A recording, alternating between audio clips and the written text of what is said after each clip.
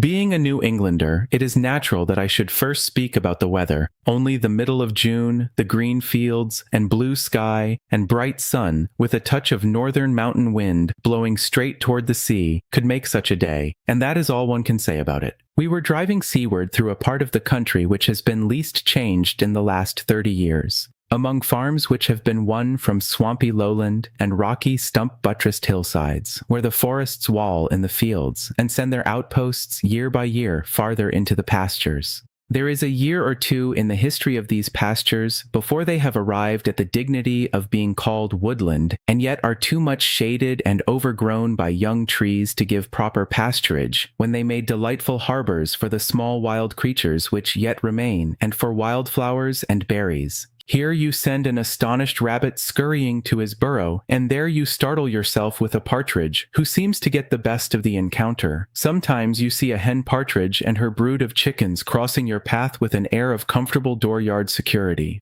As you drive along the narrow grassy road, you see many charming sights and delightful nooks on either hand, where the young trees spring out of a close-cropped turf that carpets the ground like velvet. Toward the east and the quaint fishing village of Ogunquit, I find the most delightful woodland roads. There is little left of the large timber which once filled the region, but much young growth, and there are hundreds of acres of cleared land and pasture ground, where the forests are springing fast and covering the country once more, as if they had no idea of losing in their war with civilization and the intruding white settler. The pine woods and the Indians seem to be next of kin, and the former owners of this corner of New England are the only proper figures to paint into such landscapes. The twilight under tall pines seems to be untenanted and to lack something at first sight, as if one opened the door of an empty house. A farmer passing through with his axe is but an intruder, and children straying home from school give one a feeling of solicitude at their unprotectedness. The pine woods are the red man's house, and it may be hazardous even yet for the gray farmhouses to stand so near the eaves of the forest. I have noticed a distrust of the deep woods among elderly people, which was something more than a fear of losing their way. It was a feeling of defenselessness against some unrecognized but malicious influence.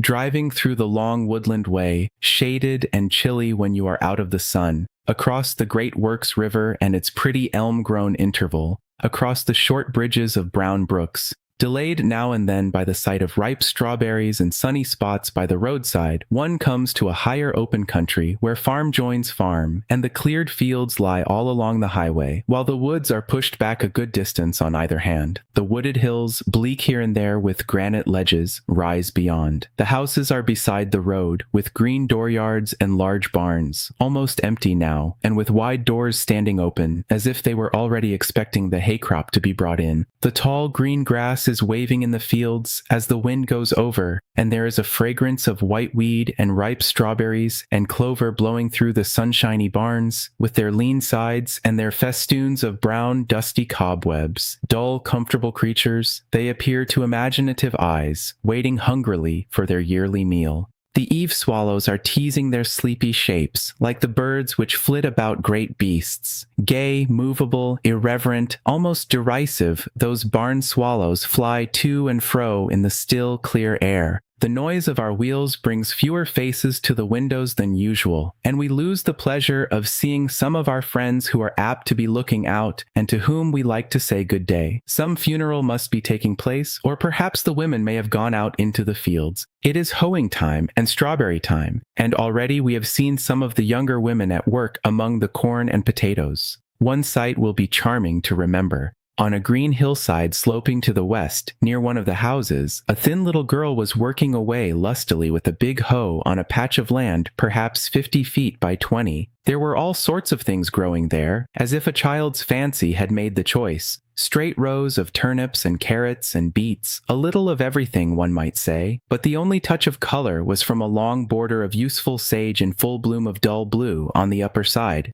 I am sure this was called Katie's or Becky's piece by the elder members of the family. One can imagine how the young creature had planned it in the spring and persuaded the men to plow and harrow it, and since then had stoutly done all the work herself, and meant to send the harvest of the piece to market and pocket her honest gains as they came in for some great end. She was as thin as a grasshopper, this busy little gardener, and hardly turned to give us a glance as we drove slowly up the hill close by. The sun will brown and dry her like a spear of grass on that hot slope, but a spark of fine spirit is in the small body, and I wish her a famous crop. I hate to say that the piece looked backward, all except the sage, and that it was a heavy bit of land for the clumsy hoe to pick at. The only puzzle is what she proposes to do with so long a row of sage. Yet there may be a large family with a downfall of measles yet ahead, and she does not mean to be caught without sage tea. Along this road, every one of the old farmhouses has at least one tall bush of white roses by the door, a most lovely sight, with buds and blossoms, and unvexed green leaves. I wish that I knew the history of them and whence the first bush was brought. Perhaps from England itself, like a red rose that I know in Kittery, and the new shoots from the root were given to one neighbor after another all through the district. The bushes are slender, but they grow tall without climbing against the wall, and sway to and fro in the wind with a grace of youth and an inexpressible charm of beauty. How many lovers must have picked them on Sunday evenings in all the bygone years and carried them along the roads or by the pasture footpaths, hiding them clumsily under their Sunday coats if they caught sight of anyone coming. Here too, where the sea wind nips many a young life before its prime, how often the white roses have been put into paler hands and withered there.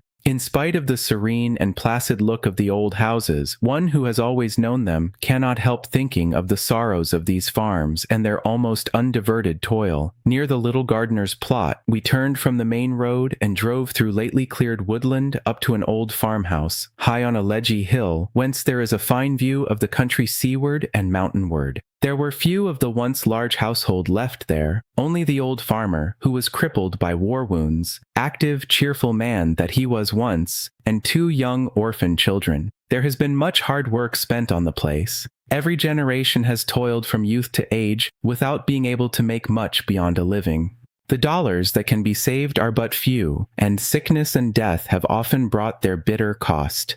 The mistress of the farm was helpless for many years. Through all the summers and winters she sat in her pillowed rocking chair in the plain room. She could watch the seldom visited lane, and beyond it, a little way across the fields, were the woods. Besides these, only the clouds in the sky. She could not lift her food to her mouth. She could not be her husband's working partner. She never went into another woman's house to see her works and ways, but sat there, aching and tired, vexed by flies and by heat, and isolated in long storms. Yet the whole countryside neighbored her with true affection. Her spirit grew stronger as her body grew weaker, and the doctors, who grieved because they could do so little with their skill, were never confronted by that malady of the spirit, a desire for ease and laziness, which makes the soundest of bodies useless and complaining. The thought of her blooms in one's mind like the whitest of flowers. It makes one braver and more thankful to remember the simple faith and patience with which she bore her pain and trouble. How often she must have said, "I wish I could do something for you in return," when she was doing 1,000 times more than if, like her neighbors, she followed the simple round of daily life. She was doing constant kindness by her example. But nobody can tell the woe of her long days and nights, the solitude of her spirit,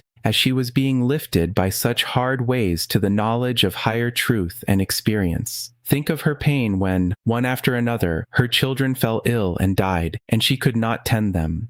And now, in the same worn chair where she lived and slept sat her husband, helpless too, thinking of her and missing her more than if she had been sometimes away from home, like other women. Even a stranger would miss her in the house.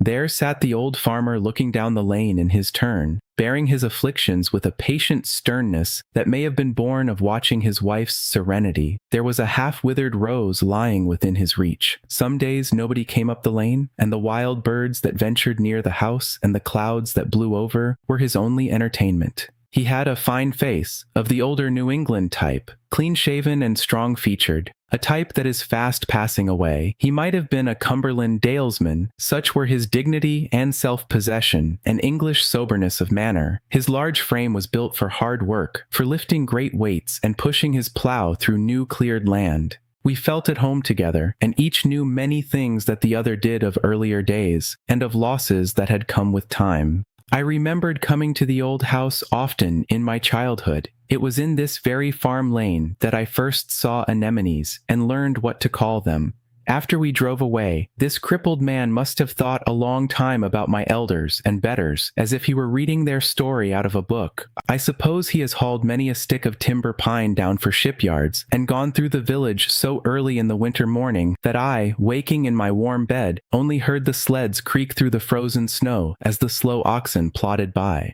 Near the house, a trout brook comes plashing over the ledges. At one place, there is a most exquisite waterfall, to which neither painter's brush nor writer's pen can do justice. The sunlight falls through flickering leaves into the deep glen and makes the foam whiter and the brook more golden brown. You can hear the merry noise of it all night, all day in the house. A little way above the farmstead, it comes through marshy ground, which I fear has been the cause of much illness and sorrow to the poor, troubled family.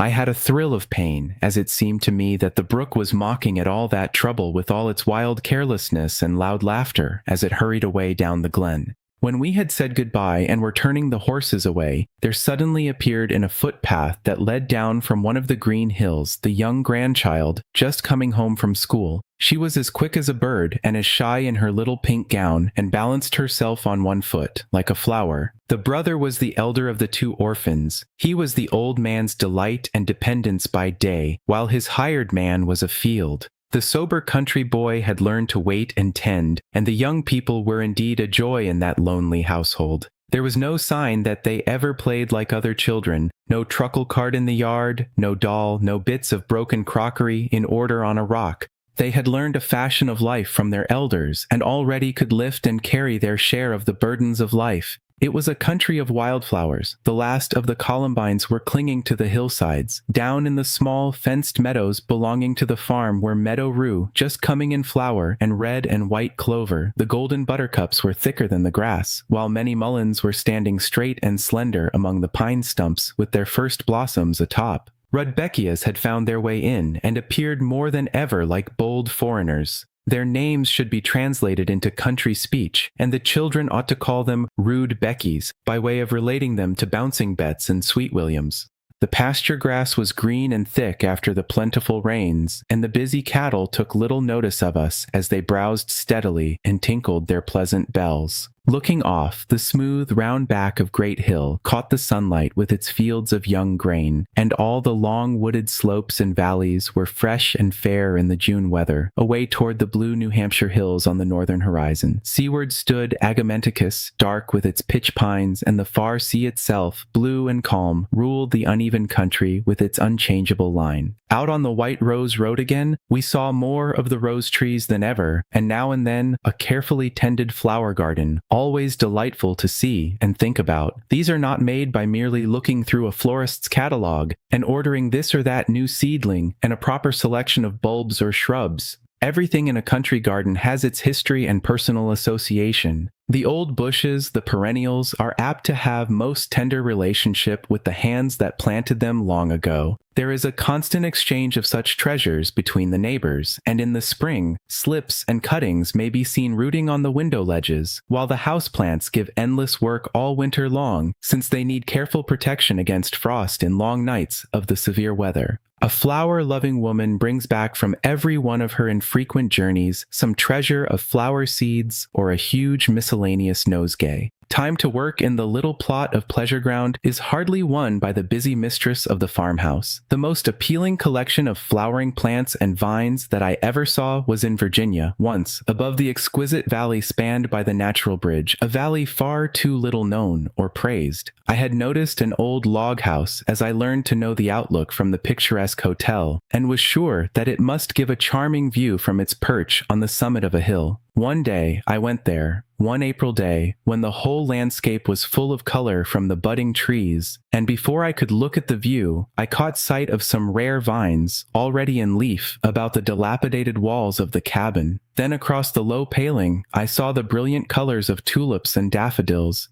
There were many rose bushes. In fact, the whole top of the hill was a flower garden, once well cared for and carefully ordered. It was all the work of an old woman of Scotch-Irish descent, who had been busy with the cares of life, and a very hard worker. Yet I was told that to gratify her love for flowers, she would often go afoot many miles over those rough Virginia roads, with a root or cutting from her own garden, to barter for a new rose or a brighter blossom of some sort, with which she would return in triumph. I fancied that sometimes she had to go by night on these charming quests. I could see her businesslike small figure setting forth down the steep path when she had a good conscience toward her housekeeping, and the children were in order to be left. I am sure that her friends thought of her when they were away from home and could bring her an offering of something rare. Alas, she had grown too old and feeble to care for her dear blossoms any longer, and had been forced to go to live with a married son.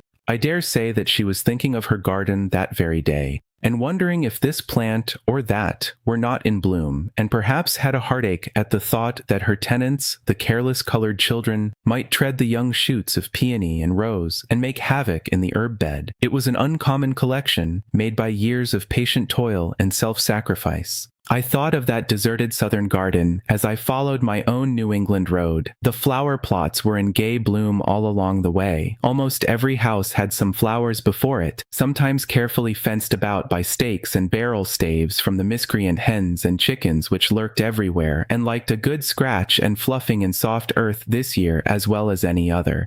The world seemed full of young life. There were calves tethered in pleasant shady spots, and puppies and kittens adventuring from the doorways. The trees were full of birds, bobolinks and catbirds, and yellowhammers and golden robins, and sometimes a thrush, for the afternoon was wearing late. We passed the spring, which once marked the boundary where three towns met, Berwick, York, and Wells, a famous spot in the early settlement of the country, but many of its old traditions are now forgotten. One of the omnipresent regicides of Charles I is believed to have hidden himself for a long time under a great rock close by.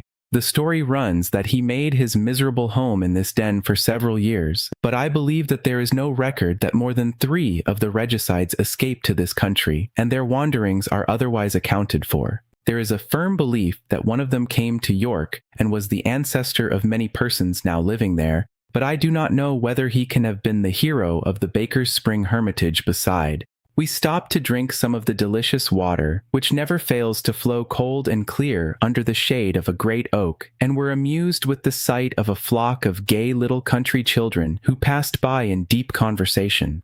What could such atoms of humanity be talking about? "Old times," said John, the master of horse, with instant decision.